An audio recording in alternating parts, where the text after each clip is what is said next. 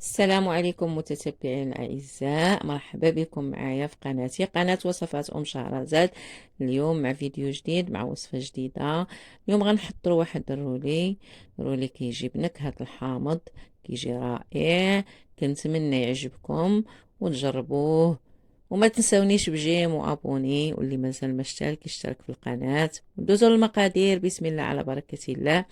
اول حاجة غادي نحضروا الجينواز، نديروا المقادير وفي نفس وقت الطريقه. هنا غنحتاج الا كان البيض صغير غنحتاجو 5 البيضات، والا كان البيض كبير غنحتاجو 4 البيضات.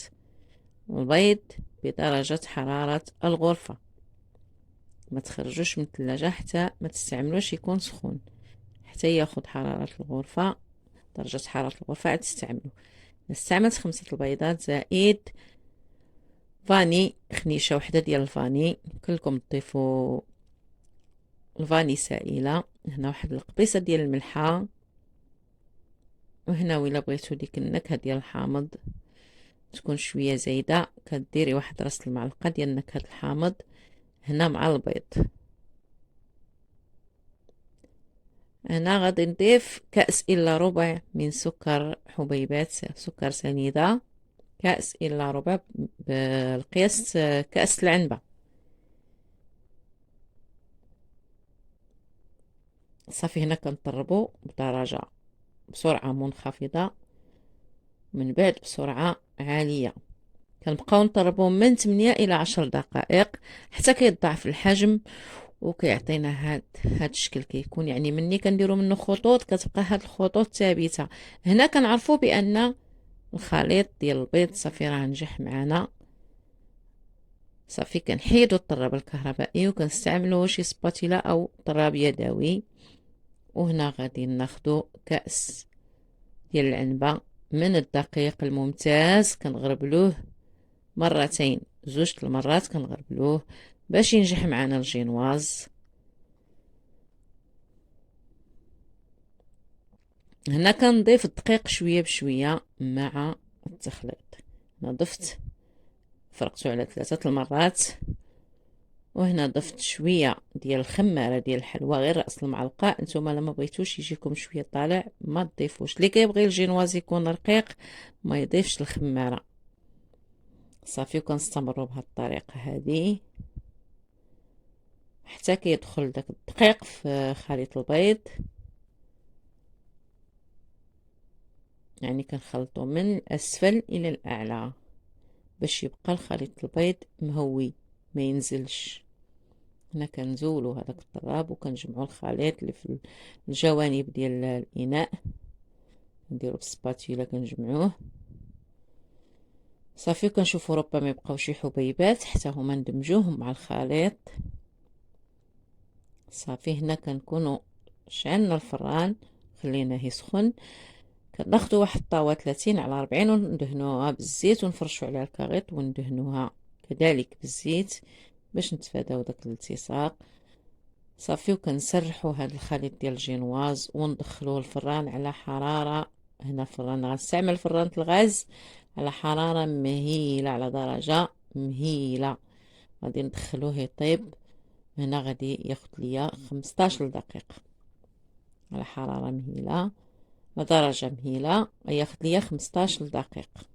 صافي غير مني كتدوز ديك 14 دقيقة كنقلبو كنلقاوه نشف من الفوق. صافي كنزلو يتحمر واحد شوية ونخرجوه.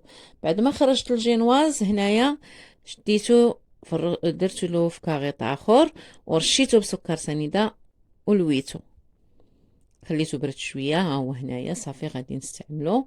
هنا حضرت السيرو بالسكر سنيده والماء والفاني والنكهه ديال الحامض.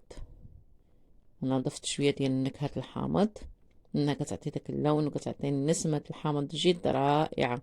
صافي وكنفزقو البسكويت ديالنا كنبللوه باش ما يجيش ناشف.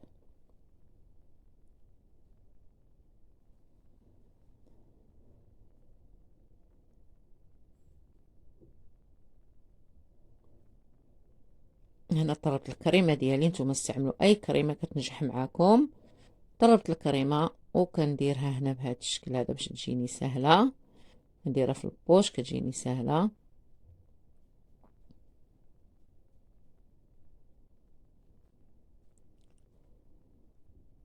هنا خديت ماروخة وغادي نقطعها قطع جد رقيقة ونرشها فوق الكريمة.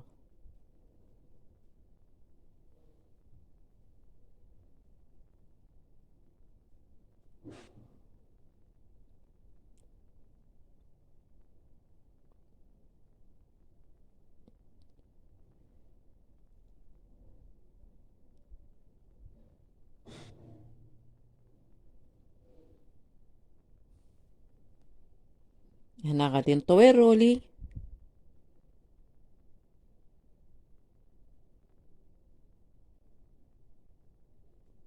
بعد ما طويته غادي ندير له الكريمة من الاعلى، نغطيه بالكريمة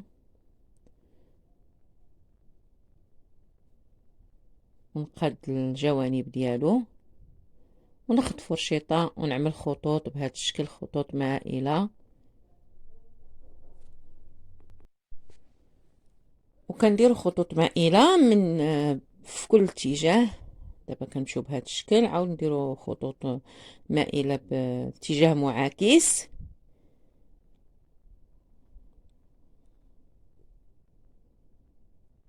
صافي، وكندخلوها للثلاجة تبرد.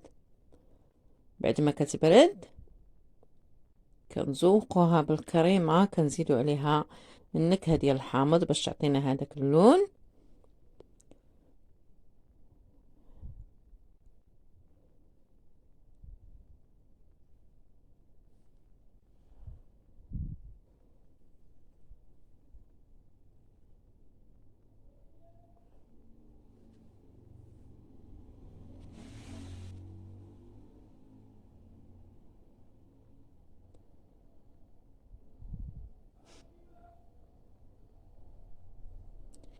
صافي، حنا زوقناها بالكريمه اللي درنا فيها النكهه ديال الحامض، كتعطي هذا اللون الاصفر وكتجي حتى ديك النكهه ديال الحامض.